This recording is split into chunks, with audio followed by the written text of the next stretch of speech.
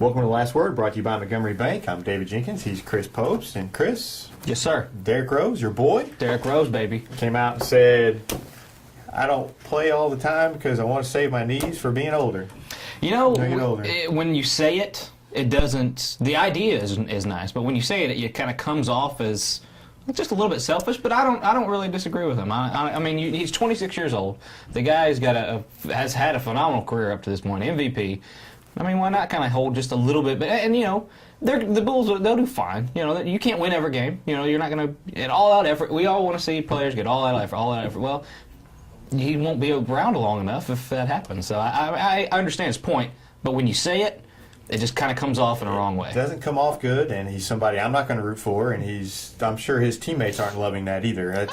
You want they somebody. Understand. You know, that's a team that dives on the floor, you know, and plays hard all the time, and then to have a guy saying, "Well, I'm not going to play hard all the time because my knee. I want to save my knees for when I'm 20 years down the road." When you sign a multi-million-dollar contract like he did, you got to know that you got some. No, I don't necessarily agree with that. I don't necessarily agree with that. I mean, he's not. You know, he won't be there. He won't be an above-average player if he's not there. He can't be any kind of player if he's not there. You know, with him on the floor, they're a better basketball team, whether he's performing at the highest level he can or not. I want a teammate that's going to give me everything he's got every game. That's what I want. I want a teammate, and that's the kind of team I want to root for. But if he's not physically able to do that, then he's no production for that team whatsoever. I understand the idea. I get it. But like you're saying, when you say it out loud, and when people say, you know, hey man, you should probably take it easy on. It sounds good. Like if you in your boy's opinion, taking some shots today. That's fine. That is okay. You know, hey, what good is it if he sits there and just goes and kills himself and he's done at 26 when he could have a prolonged great career? I think he's talking about, you know, he doesn't want to be hobbling, you know, whenever he's in his late 30s, early 40s. I think I would like not to hobble too, but you know, I think when you sign a multi-million-dollar contract, you're signing, you know, where you're going to play anytime you're able, not just going to sit just because your knees may be because you're a little sore. It might hurt him down the road, but as far as, I mean, hey, there's way more than life to basketball, and I understand this is his job, but you know, he's got kids he's got to worry about too. Speaking about kids, yes. Sore. Mm-hmm. Got some football action that happened over last week. Some district championships. Might be a little sore from some fisticuffs. Yeah, a little bit. A little fisticuffs. A little altercation. We were down in Malden for the little altercation, and that was just we said it in our story. It was a black eye on a game. Mm-hmm. It really was a black eye on what should have been a great night for Malden, finally getting that district title. A black eye, and I think lots been made back and forth on the message boards. This team's fault, that team's fault, and everybody who's blaming one team or the other needs to take a hand, smack themselves across the face, and get back to reality, because it was both teams to blame. Yeah, it takes two to fight, and you know it was chippy up until that point, and it just from that point obviously it just got worse. And I understand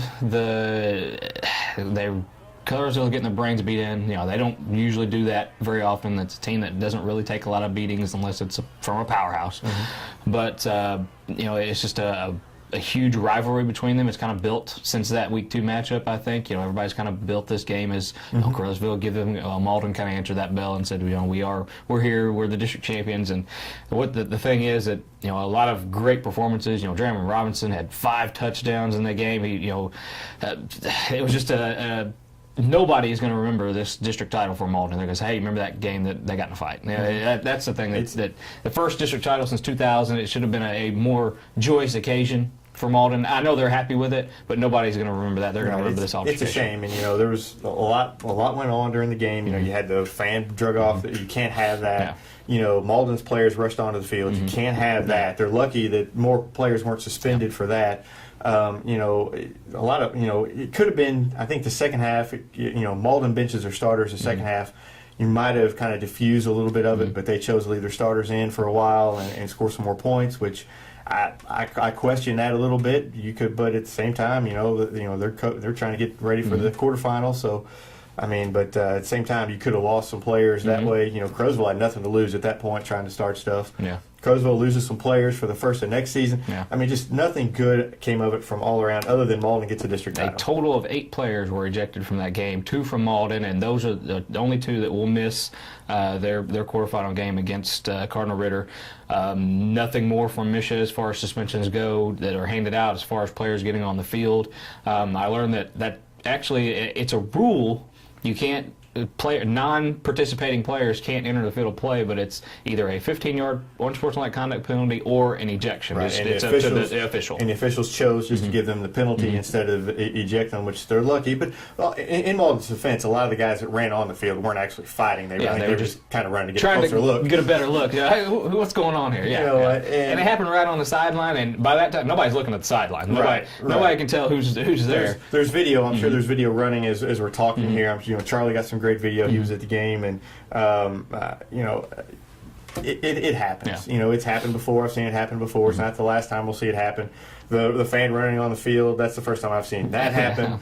But I will credit the Malden police. They were on him quick, and that was a great job by them. I mean, because he was on the ground before I even knew he was out there, and I was right, very, very close. So, great job by them. And just something you hope doesn't happen again, and they get control of that situation. Yeah, just put it behind them. Get ready for this quarterfinal game, and just try to.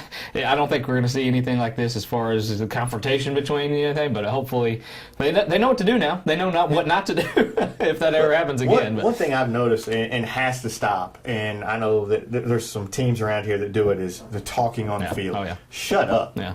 Shut up and play the game. I mean, if you're up 40 points, there's no reason to talk to them. Yeah.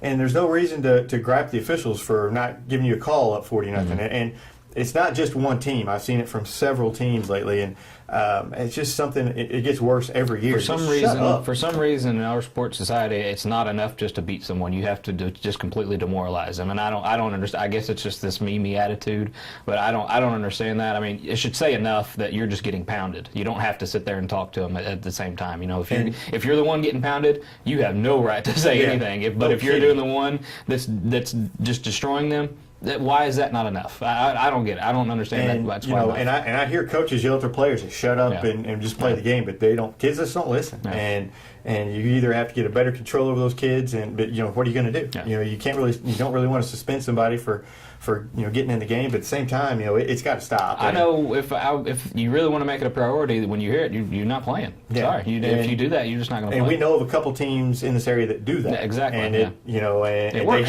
they have total control of that team. If they say something, they're out of the game. Exactly. And it doesn't happen. If they're a continued problem, then they're off the team. Right. That solves things very quickly. And unfortunately, not everybody kind of does that. But I mean, these players have to shut up. And like I said, it's not just one team. It's many teams out there. Yeah. And we'll go on from that, and we'll get a little bit of a positive note. Yeah, let's end this on a positive note. We'll talk about the game of the night. It wasn't necessarily Malden, but it was the Jackson comeback beating Gianni. Ridiculous. Unbelievable. Down 35-3 at halftime and come back and win the game 39-35. I've never seen a 32-point comeback ever in any sport. Yeah. I've never. That was one of the most remarkable. They have 3 points from turbo clock. Exactly. Yeah, and to go in and to do that, and just to, I don't even know how you start. I mean, you chip away at first, and then all of a sudden you get some confidence or whatever. But when you have a quarterback like Dante Vannon and Zomnick Davis, who came up big, and guys that you need, guys that you don't expect make the plays, and they had guys like that. I remember in the story about the South Missourian, the guy that wrestled away a fumble, the onside kick or something. Yeah, wrestles it away from beats a D1 recruit. A D1 recruit, a defensive end. He's like 6'5", 235, and he wrestles the ball away from him on the deciding onside kick, which gave him the ball back to get the winning touchdown.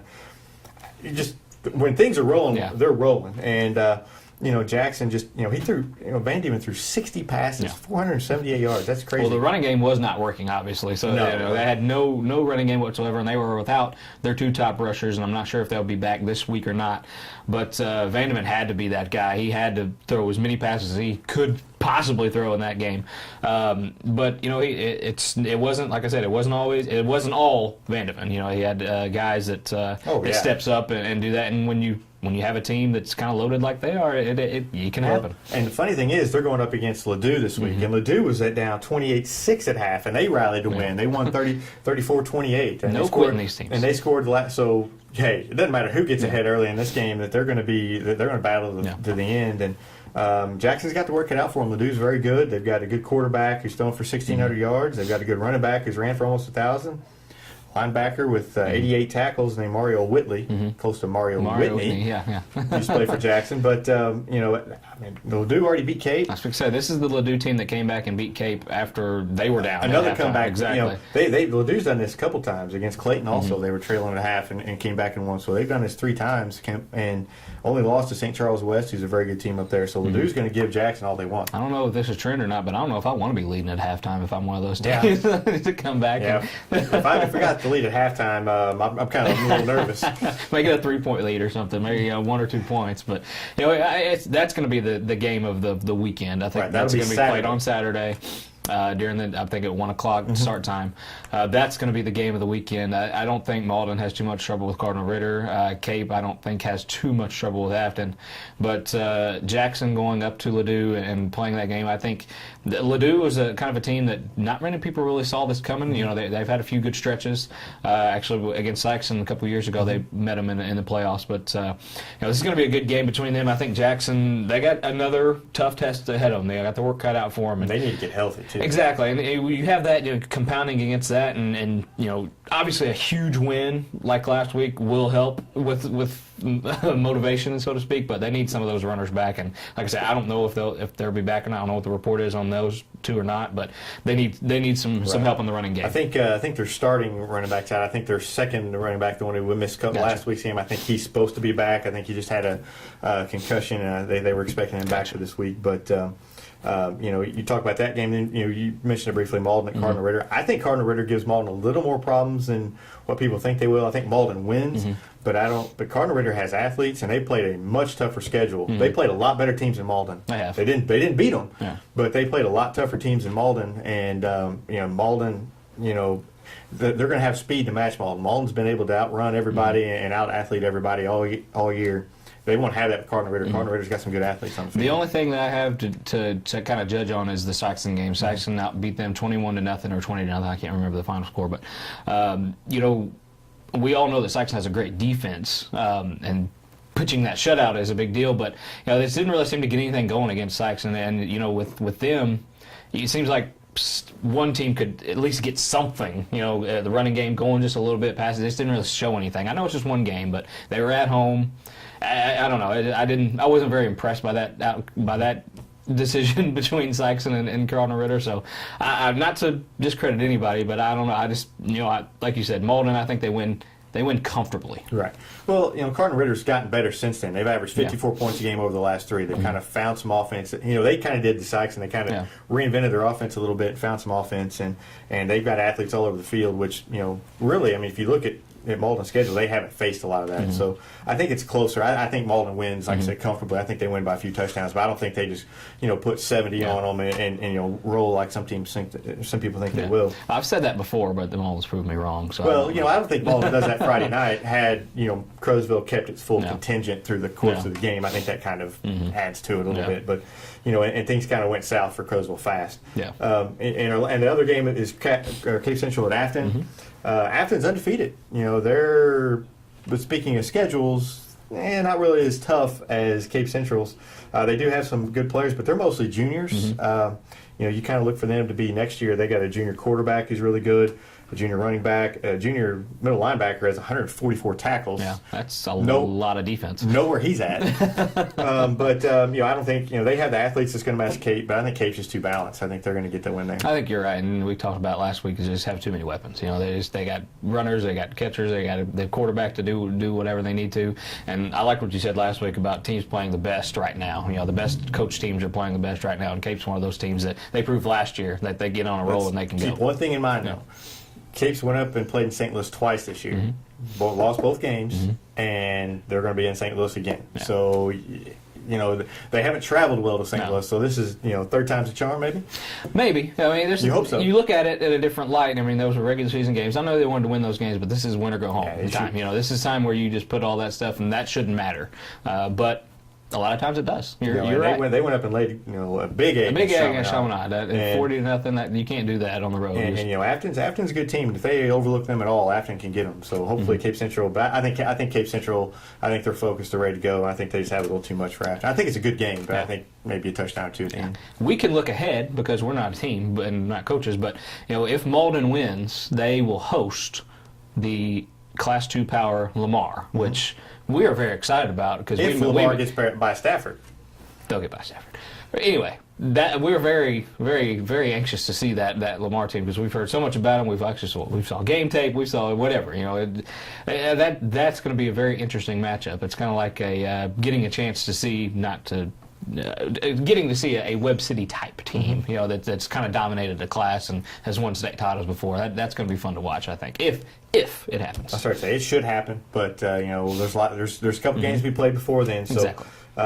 We'd love to see. You don't want to look ahead. I'll look ahead. You don't want to look ahead. I stay in the present. Whatever. Stay in the present. Whatever. I'm looking ahead, baby. I want to see Lamar. Let's do it. I do. Come want to on, see Malden. Lamar. So we're definitely rooting for Malden to get to Lamar, but we'll see, and we'll talk about that next week on The Last Word.